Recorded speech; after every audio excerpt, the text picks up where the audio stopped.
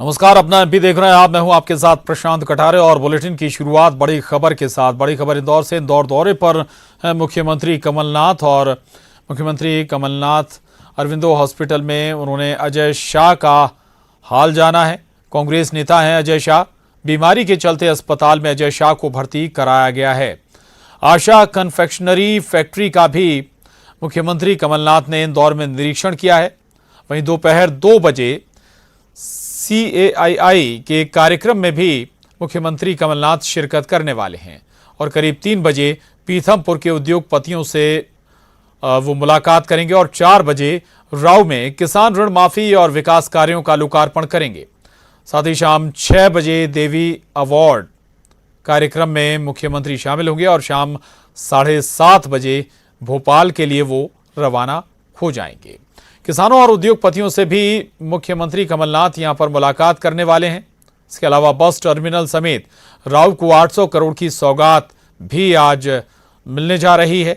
साथ ही CII के वार्षिक अधिवेशन को भी मुख्यमंत्री कमलनाथ संबोधित करेंगे।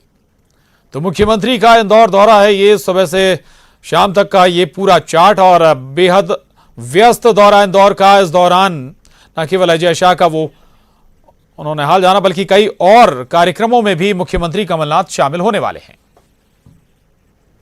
जब मुझे आशा कन्फेक्शनरी के बारे में बताया गया था, मैंने सोचा था कि ये मुझे खुद देखना चाहिए। तो आज यहाँ आकर इस बात की खुशी हुई, ये क्या इसमें बन रहा है इसकी खुशी तो है ही, पर साथ साथ किस प्रकार से बन रहा है और इसके पीछे सोच क्या है। आज सबसे ज्यादा आवश्यकता हमें है कि मध्य प्रदेश में जो हमारी क्षमता है, एंटरप्रेन्योरियल क्षमता है, कि लोग कुछ ना कुछ काम व्यवसाय से जुड़े ताकि मध्य प्रदेश की आर्थिक गतिविधि बने। इसमें जब यहाँ मैन्युफैक्चरिंग होती है, यहाँ चॉकलेट बनते हैं, जो भी बनता है, इससे केवल जिनको रोजगार मिल रहा है उनको फायदा नहीं होता, पर इसकी जो ट्रांसपोर्टेशन होती है, इससे जो आर्थिक गतिविधि बनती है, और यही आज मध्य प्रदेश को आवश्यकता है कि हम इसको प्रमोट करें। मध्य प्रदेश शासन प्रमोट कर रहा है। हम चाहते हैं कि मध्य प्रदेश की पहचान, मध्य प्रदेश का प्रोफाइल बदला जाए। मध्य प्रदेश की तुलना छोटे प्रदेशों के साथ ना हो, मध्य प्रदेश की तुलना बड़े बड़े प्रदेशों की होए, महाराष्ट्र से होए, कर्नाटक से होए।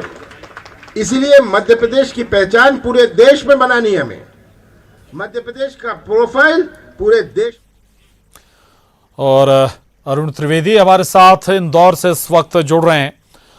अरुण, बेहद व्यस्त दौरा मुख्यमंत्री कमलनाथ का इंदौर का, सुबह से शाम तक की जो कार्यक्रम है वो तय है। क्या महत्वपूर्ण कार्यक्रम है और क्या कुछ आज सौगातें भी इंदौर के लिए कुछ मिलने जा रही हैं, राव के लिए मिलने जा रही हैं?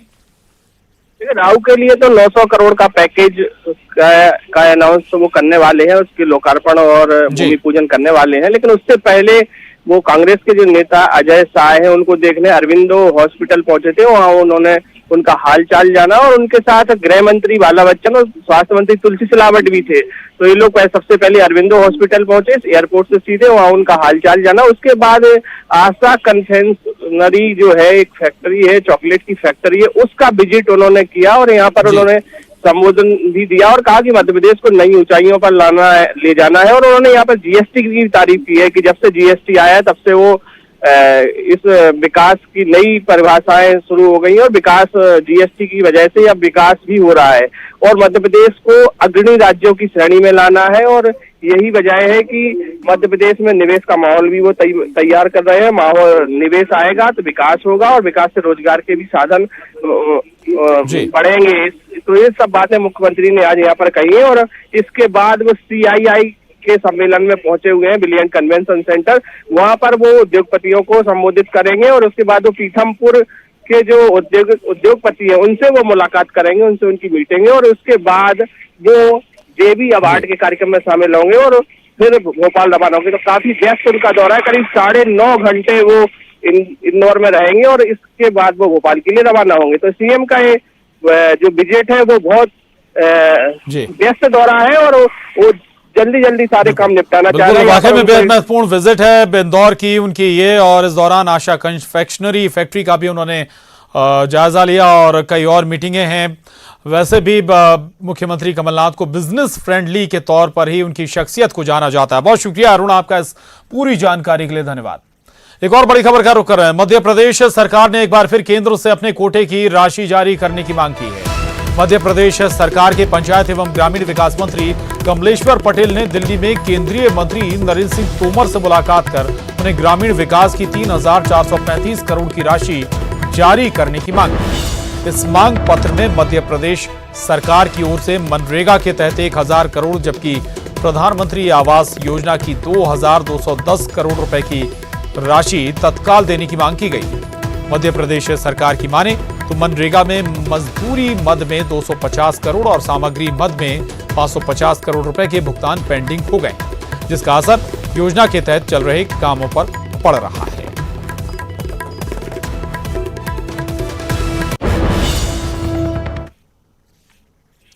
अगली खबर का रुख करते हैं। 20 साल बाद, जी हां, करीब 20 साल बाद आज बीजेपी महासचिव कैलाश विजयवर्गीय अन्न ग्रहण करेंगे। कैलाश विजयवर्गीय पित्रेश्वर हनुमान मंदिर में पूर्णाहुति के बाद भोजन करेंगे। दरअसल कैलाश विजयवर्गीय ने साल 2000 में पितृ पर्वत पर हनुमान जी की प्रतिमा विराजित करने का संकल्प लिया था और उसके बाद अन्न का त्याग कर दिया था। उसके बाद कैलाश सिर्फ मूर्धन, राजगिरा और साबूदाना और फल खा रहे थे।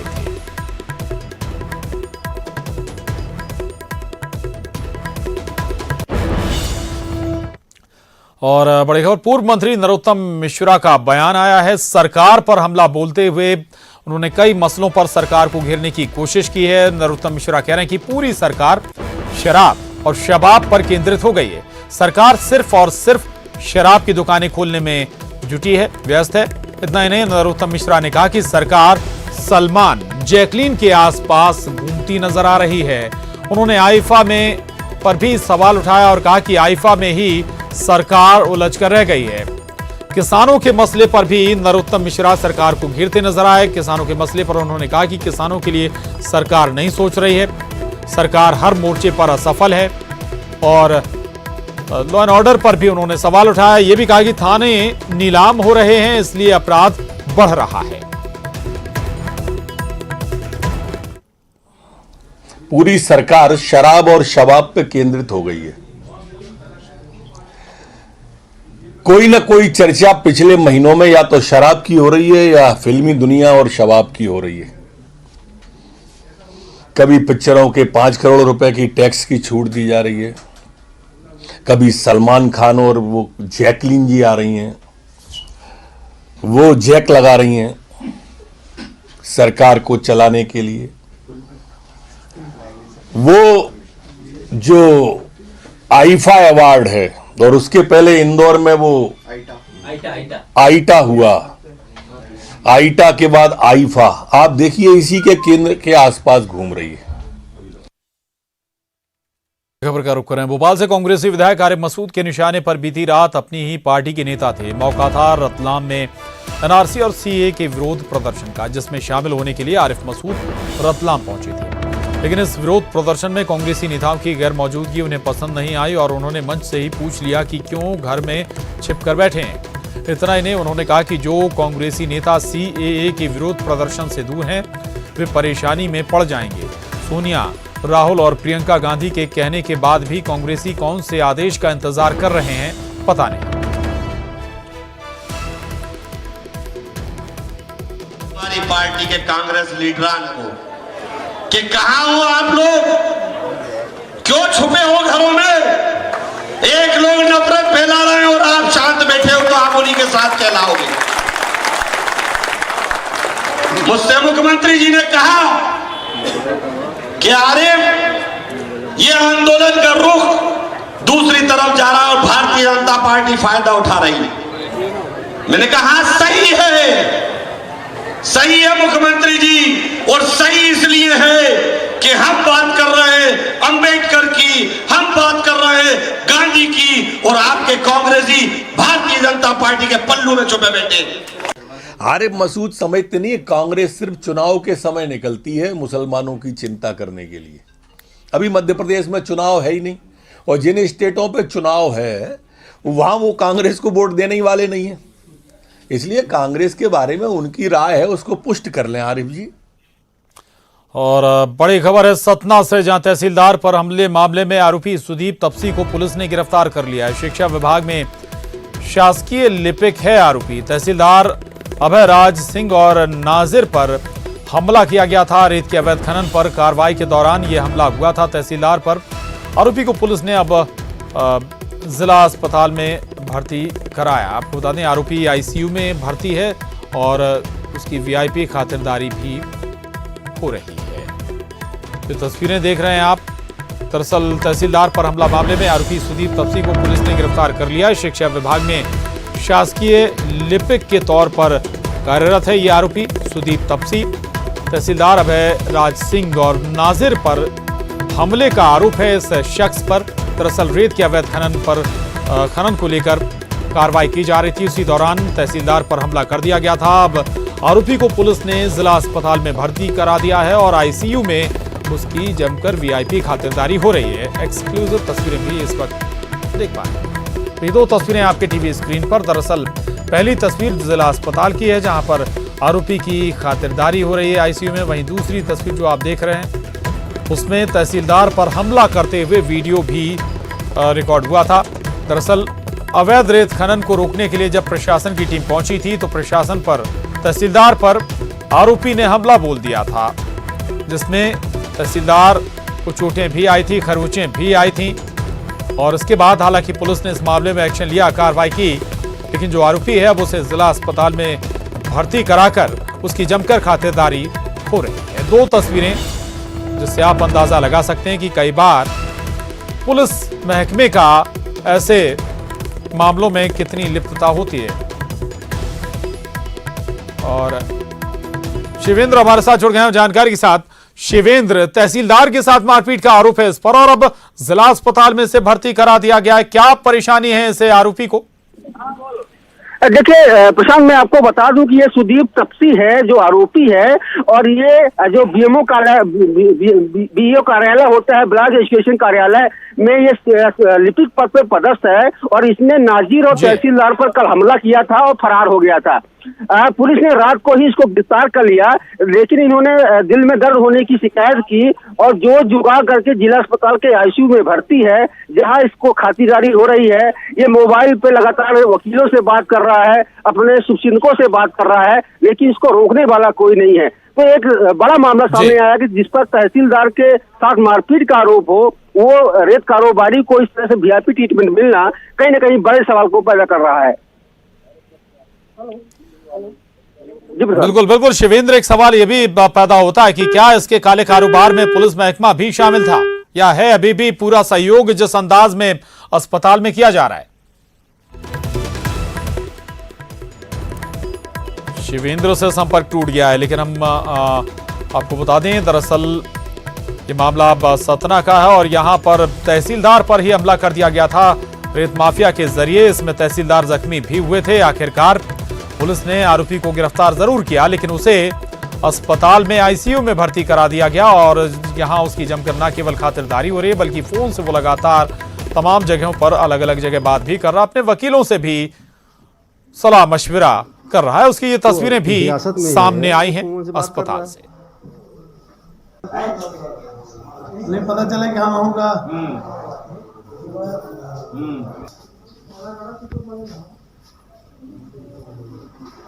तो हिरासत में है, वो फोन से बात कर रहा है। घर से बोलो, घर में थोड़ा बात कर। नहीं पता चला कि हाँ होगा।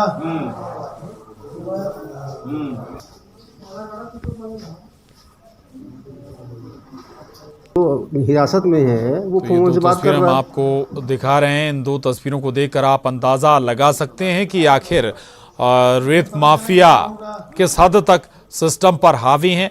एक तरफ अगर उनके खिलाफ एक्शन लिया जाता है, कार्रवाई करने की कोशिश की जाती है, तो प्रशासन भी कई बार, प्रशासनिक अधिकारी भी सुरक्षित नहीं है, प्रशासनिक अधिकारियों पर भी हमला रेत माफिया के जरिए कर दिया जाता है। तहसीलदार पर हमला कर दिया गया और तहसीलदार और एक और उनका सहयोगी इसमें जख्मी हो गए थे। हालांकि इसके बाद जब शिकायत हुई और FIR दर्ज की गई, इसके बाद आरोपी को गिरफ्तार तो किया गया पुलिस के जरिए, लेकिन पुलिस ने उसे अब अस्पताल में भर्ती कराया है। दरअसल बताया गया कि उसे दर्द की शिकायत हुई, इसके बाद पुलिस ने इसे अस्पताल में भर्ती कराया है और ICU वार्ड में अब आराम से, इत्मीनान से इसकी खातिरदारी भी हो रही। न केवल खातिरदारी हो रही बल्कि खुलेआम सभी से बात करने की इसे परमिशन मिली हुई है। फोन पर लगातार ये अपने लोगों से संपर्क साध रहा है। बताया जा रहा है कि वकीलों से भी ये लगातार सलाह मशविरा ICU वार्ड में बैठकर कर रहा है। इससे न केवल सिस्टम को धता बताया जा रहा है बल्कि ICU में मौजूद दूसरे लोगों की भी परेशानी स्वाभाविक है कि बढ़ गई। बहरहाल यहां वक्त एक छोटे से ब्रेक का है, फौरन लौटेंगे। और ब्रेक के बाद बड़ी खबर मंदसौर से, जहां स्कूल में मधुमक्खियों ने हमला बोल दिया। हमले में 30 से 35 बच्चे जख्मी हो गए हैं। स्कूल प्रबंधन की लापरवाही यहां पर खुलकर सामने आई है। दरअसल बच्चियों को बचाने के बजाय जो स्कूल के कर्मचारी और शिक्षक थे वो खुद कमरे में जा घुसे। दर्द के बाद भी बच्चियों को अस्पताल नहीं पहुंचाया गया। सूचना मिलने पर पुलिस मौके पर पहुंची। इसके बाद बच्चियों को अस्पताल में भर्ती कराया गया है। निजी स्कूल की ये घटना बताई जा रही है। तो ये तस्वीरें भी देख रहे हैं आप। ये तस्वीरें मंदसौर से सामने आई हैं, जहां एक निजी स्कूल का मामला सामने आया, जहां मधुमक्खियों ने हमला कर दिया और इस हमले में करीब 30 से 35 बच्चे जख्मी हुए हैं। और इतना ही नहीं, इस पर स्कूल प्रबंधन की भारी लापरवाही सामने आई है। नरेंद्र धनोतिया हमारे साथ जुड़ गए हैं और जानकारी के साथ। नरेंद्र, कहां का किस स्कूल का ये मामला है और कितने बच्चे मधुमक्खियों के हमले में जख्मी हुए हैं, क्या स्थिति है उनकी अभी? जी प्रशांत, ये जैन स्कूल की घटना है और महुनीमच रोड पर ये जैन स्कूल है और यहाँ पर मधुमक्खियों के बड़े बड़े छत्ते लगे हुए हैं। स्कूल प्रबंधन की पहली लापरवाही तो ये है कि मधुमक्खी के इतने बड़े छत्ते हैं, यहाँ पर हटवाया नहीं गया, जिसके कारण कभी भी बड़ी दुर्घटना हो सकती थी। और आज वही हुआ। बच्चे जब खेल रहे थे उसी दौरान किसी बच्चे ने कंकर फेंका, ऐसी बच्चों ने ही बताया है। उसी दरमियान मधुमक्खियां उड़ गई और लगभग 30 से 35 बच्चों को उन्होंने काट लिया, जिसमें से 18 बच्चों को जिला चिकित्सालय में भर्ती कराया गया, जहां उनका उपचार जारी है। डॉक्टरों से हमारी बात हुई है, उसमें डॉक्टरों ने बताया कि बच्चे जो है अभी खतरे से बाहर है। लेकिन सबसे बड़ी बात है कि स्कूल प्रबंधन की लापरवाही ये भी रही कि जब मधुमक्खियों ने हमला किया उस समय स्कूल के टीचर और प्रबंधन खुद कमरे में बंद करके अपने आप को छिपाते रहे, जबकि बच्चे तड़पते रहे। उसी दरमियान पुलिस को सूचना मिली थी और पुलिस मौके पर पहुंची थी और बच्चों को अस्पताल में भर्ती कराया। उसके बाद स्कूल प्रबंधन के लोग भी पहुंचे, उनका भी कहना है कि हम भी साथ में ही आ गए थे और बच्चों को हमने यहाँ पर भर्ती करवा दिया गया। सभी बच्चे खतरे से बाहर है। प्रशांत जी बिल्कुल बिल्कुल, ये एक लापरवाही आप बता रहे हैं कि जब मधुमक्खियों ने हमला किया खुद कमरे में जाकर बंद हो गए स्कूल के कर्मचारी और शिक्षक। लेकिन उससे भी बड़ी लापरवाही वाकई में ये है कि बड़े बड़े अगर मधुमक्खी के छत्ते स्कूल परिसर में लगे हैं तो उन्हें समय रहते हटवाया क्यों नहीं गया? क्या कहा आप स्कूल प्रबंधन ने इस पर? नरेंद्र जी, उनका ये कहना था कि मधुमक्खी के छत्ते हमने पहले भी हटवाए हैं और हटवाने के बाद में फिर से ये यहाँ पर आ जाते हैं। फिर आज ये दुर्घटना हो गई है तो फिर हमने आप पूछा कि अगर फिर से मधुमक्खी का छत्ता वहां बैठ गया था तो आपने हटवाया क्यों नहीं? पहले भी मंदसौर में मधुमक्खी का हमले से एक बच्चे की जान जा चुकी है, उसके बाद में इतनी लापरवाही क्यों है? तो उनका ये कहना था कि आज ही इस छत्ते को हम हटवा लेंगे। प्रशांत जी, निजी स्कूल ये बताया जा रहा है और स्वाभाविक है कि सुरक्षा फीस लेने के मौके पर कभी पीछे नहीं हटता स्कूल प्रबंधन। लेकिन जब बात सुरक्षा की आती है बच्चों की, तो फिर उसमें लापरवाही जरूर नजर आती है। आखिरकार कोई एक्शन की तैयारी है स्कूल के खिलाफ? शिक्षा विभाग भी कोई एक्शन ले सकता है क्या ऐसे मामले में? नरेंद्र जी बिल्कुल, लापरवाही का मामला और बच्चों की सुरक्षा सबसे बड़ी प्राथमिकता है और बच्चों की सुरक्षा का स्कूल प्रबंधन को विशेष तौर से ध्यान रखना चाहिए। और कहीं कहीं से लापरवाही है इस मामले में शिक्षा विभाग के जो जिला शिक्षा अधिकारी है उनको संज्ञान में लेना चाहिए और स्कूल प्रबंधन के खिलाफ कार्रवाई करना चाहिए। शुक्रिया नरेंद्र आपका इस पूरी जानकारी के लिए, धन्यवाद। अब अगली खबर का रुख करेंगे। अगली खबर छतरपुर से, जहां युवक ने टैक्सी चालक को गोली मार दी। अहम खबर, गंभीर हालत में अब जिला अस्पताल में टैक्सी चालक को भर्ती कराया गया। टैक्सी में शराब न पीने देने पर गोली मार दी गई। सिटी कोतवाली थाना के बड़ी कुंजरहटी की ये घटना बताई जा रही है। तो छतरपुर से ये बड़ी खबर, जहां पर एक युवक ने टैक्सी चालक को केवल इसलिए गोली मार दी क्योंकि उसने गाड़ी में शराब पीने से मना कर किया था। सिटी कोतवाली थाना के बड़ी कुंजरहटी की ये घटना बताई जा रही है। घायल अवस्था में टैक्सी चालक को अस्पताल में भर्ती कराया गया है, जहां पर उसका इलाज चल रहा है। छतरपुर का ये मामला, युवक घायल अवस्था में अस्पताल में भर्ती है, हालत उसकी गंभीर बताई जा रही है। दरअसल उसे गोली मारी गई है। टैक्सी में शराब पीने से इस टैक्सी ड्राइवर ने मना किया था एक युवक को, और इसी से नाराज होकर युवक ने इस पर फायर कर दिया, ऐसे गोली मार दी। जख्मी हालत में यह अस्पताल में भर्ती है। और इस घटना से, इस वारदात से सवाल जरूर उठता है कि आपराधिक प्रवृत्ति के लोगों के हौसले छतरपुर में कम से कम कितने बुलंद हैं। उन्हें कानून व्यवस्था का कोई खौफ नहीं, सरेआम वारदात को अंजाम देने में भी वो पीछे नहीं है। टैक्सी में शराब पीने से मना करने पर इस टैक्सी ड्राइवर को निशाना बनाया गया, उसे गोली मार दी।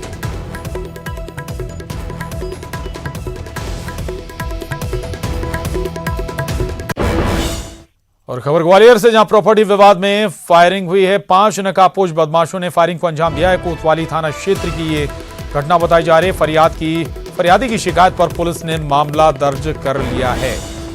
तो ग्वालियर से ये बड़ी खबर है, जहां प्रॉपर्टी विवाद में फायरिंग को अंजाम दिया गया है। 5 नकाबपोश बदमाशों ने कोतवाली थाना क्षेत्र में इस फायरिंग को अंजाम दिया है। फरियादी की शिकायत पर पुलिस ने मामला दर्ज कर लिया है।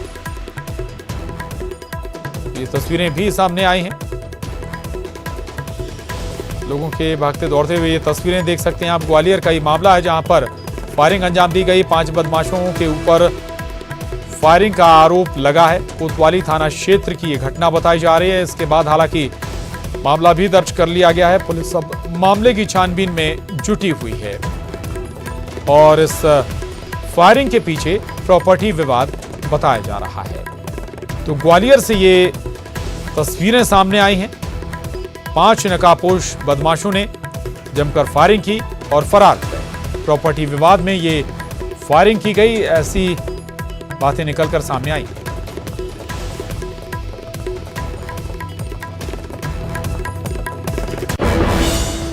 खबर मुरैना से, जहां जिले के पोरसा थाना इलाके के रावतपुरा गांव में ग्रामीणों ने बिजली विभाग के कर्मचारियों से मारपीट कर दी, जिसके बाद कर्मचारी जान बचाकर भाग निकले। वहीं पीड़ित कर्मचारियों ने पोरसा थाने में मामला दर्ज कराया। बिजली विभाग के कर्मचारी बकाया बिजली बिल की रिकवरी करने पहुंचे, तभी वहीं कुछ लोग, आपको बता दें कि कर्मचारियों से उन्होंने मारपीट कर दी। ये तस्वीरें भी सामने आई हैं। दरअसल बिजली विभाग के, अब एक बार फिर बता देते हैं, दरअसल ये पूरा मामला मुरैना जिले के पोरसा थाना इलाके के रावतपुरा गांव में ग्रामीणों ने बिजली विभाग के कर्मचारियों से मारपीट कर दी और इसके बाद कर्मचारियों को यहां से जान बचाकर भागना पड़ा। पीड़ित कर्मचारियों ने पोरसा थाने में मामला भी दर्ज कराया है और बिजली विभाग के कर्मचारी बकाया बिजली बिल की रिकवरी करने यहां पर पहुंचे थे। इसी दौरान इन पर हमला बोल दिया गया, इनसे मारपीट की गई और इसके बाद मजबूरन इन्हें वहां से उल्टे पांव भागना पड़ा।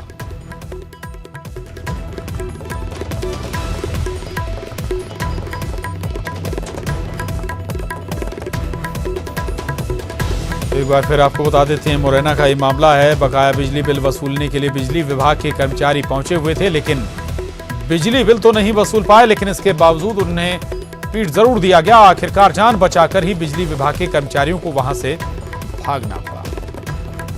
और इसके साथ ही इस बुलेटिन में बस इतना ही। खबरों का सिलसिला न्यूज़ 18 मध्य प्रदेश छत्तीसगढ़ पर लगातार जारी है।